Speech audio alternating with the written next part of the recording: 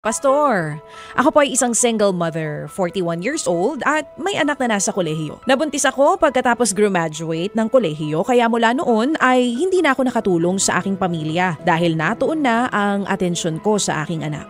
Ang boyfriend ko for 6 months ang nakabuntis sa akin dahil nga sa pagiging mapusok noon, maaga po akong naging isang ina. Subalit walang asawa. Hindi nga kasi ako pinanagutan ng nakabuntis sa akin. Gayunpaman, natuto kong itawid mag-isa ang pangangailangan ng aking anak. Kaming dalawa lang sa buhay ay sapat na. Mayroon akong kaibigan na malapit sa akin. Parang pamilya na ang turing ko sa kanya. Subalit nagkalayo ang aming loob nang ipahiya niya ako sa aming reunion sa school noong 25 years old pa lang kami. 4 na taong gulang noon ang anak ko. Pero hindi alam sa aming lugar ang aking naging sitwasyon. Ang kaso, pinangunahan ako ng aking kaibigan at ikinuwento niya sa mga dating kaklase na ako'y isang single mother dahil iniwan ako ng nakabuntis sa akin. Wala akong nagawa kundi aminin ang aking naging karanasan. Ang turing na tuloy sa akin ng mga dati kong kaklase, isa akong babaeng disgrasyada. Nalungkot ako na makita ang mapanghusgang mata nila. Kumalat ang balita at pinagpiestahan ng mga marites sa aming barangay ang chismis. Napahiya ako at nagalit sa dating kaibigan. Bitbit ko ang puot sa aking puso ng mahabang panahon. Kailanman, hindi ko na siya inimik pa. Hindi na ako tumugon sa mga aya niya sa akin sa tuwing lalabas. Hindi na sumagot sa kanyang mga tawag at text. Nilimot ko na ang aming pagkakaibigan.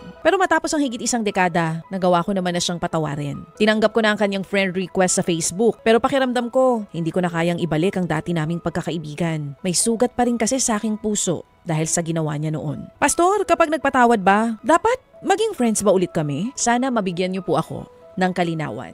Pero una-una, Jessa, gusto kong saludo po na pala ako sa iyo. Bagamat tinalikuran ka ng ex-boyfriend mo, ikaw tinataguyod mo yung anak mo. Actually, merong pangako sa iyo ang Diyos. Sabi, I am the father to the fatherless, defender of widows. O sa case mo, single mom. Pag-usapan lang natin ngayon yung kapatawaran. Sabi sa Efeso 4:32, maging mabait kayo at maawain sa isa't isa.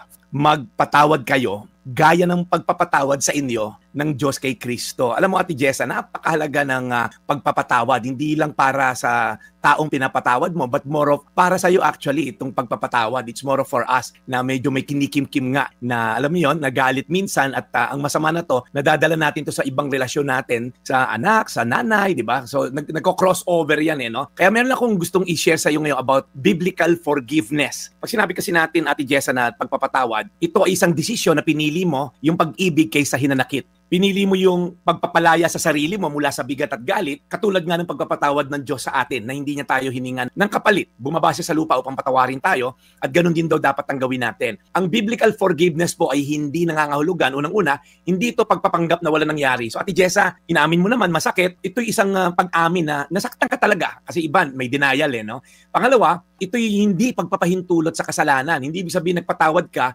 tolerate mo yung masama nilang ginawa. Forgiveness doesn't make them right, but it sets you free, di ba? So hindi rin po yung pagkapatawad ay hindi rin pagkalimot sa sakit. Hindi to automatic na mawawala, Ate Jessa, okay, sa memorya natin, pero hindi mo naman ito hayaan na kontrolin yung puso mo at yung future mo, okay? At hindi rin to nangangahulugan na one-time event lang to. May proseso, Ate Jessa, ang pagpapagaling, sabi mo nga 1 dekada na. So paano ba tayo makakapagpatawad ng lubusan? Una, tandaan mo nga yung kapatawaran ni Jesus sa'yo. Pangalawa, aminin mo yung sakit. Hindi ka kailangang magpanggap, nasaktan ka, pero pinalaya ka na ng Diyos dyan. Pangatlo, pagkatiwala mo sa Diyos, huwag kang gumante. Vengeance is mine. Lagi natin sinasabi rito dahil sabi sa Bible, akong bahala sa'yo. Okay, pagkatiwala mo sa Diyos. Bitawan mo na yung sama ng loob kasi walang mararating to, puro hinanakit lang at pagka you keep on holding sa past, hindi ka makakamove sa future. Ipagdasal mo actually na nakit sa'yo. Ang hirap na to, Ate Jessa, no? Kasi sabi sa isang verse pa sa Bible, mahalin mo yung mga taong kaaway mo at ipanalangin mo yung mga nagpe-persecute sa'yo. Ang hirap talaga ng standard ni Jesus, pero posible, Ate Jessa, may grace siya. At ang tanong mo, ito na, yung pinakatanong mo, kailangan ba tayo makipag-reconcile pagkatapos magpatawad? Alam mo, Ate Jessa, ang pagpapatawad ay isang personal na desisyon. Ikaw at ang Diyos ang nag-uusap dito. Okay, pinalaya ka na, maaaring hindi humingi ng tawad yung tao o humingi man, kayo ng Diyos, maayos na. Ang reconciliation ay mutual. Dalawang panig dapat nagtutulungan upang mabuo yung tiwala. Forgiveness is immediate, trust is earned. Ulitin ko po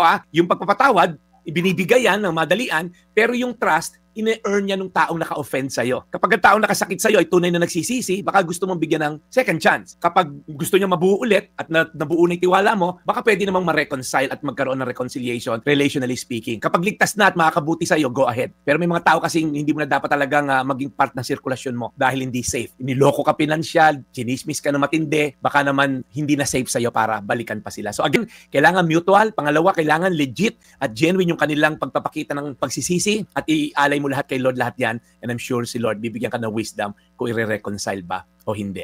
Again, forgiveness is immediate, trust is earned. Efeso 4:32, maging mabait kayo at maawain sa isa't isa, magpatawad kayo gaya ng pagpapatawad sa inyo ng Diyos kay Kristo Jesus. Tayo manalangin, Ate Jessa. Panginoon, salamat Lord kay Ate Jessa na naglakas loob na humingi ng payo. Lord, mahirap naman talaga ang ma-offend. Lord, dahil maraming mga sakit at kailangan Lord ito'y maghilom. Pero Panginoon, tulad mo rin, nasaktan ka nung kami mga gumagawa ng kasalanan, ngunit pinatawad mo kami without asking anything in return. You did not keep records of wrongs, bagkus binigyan mo kami ng kapatawaran. Salamat Jesus sa iyong ehemplo na dapat naming magagawing batayan sa pagpapatawad. Sa pangalan ni Jesus. Amen. Devotions. Today's Reflection with Pastor Jeff Eliscopides.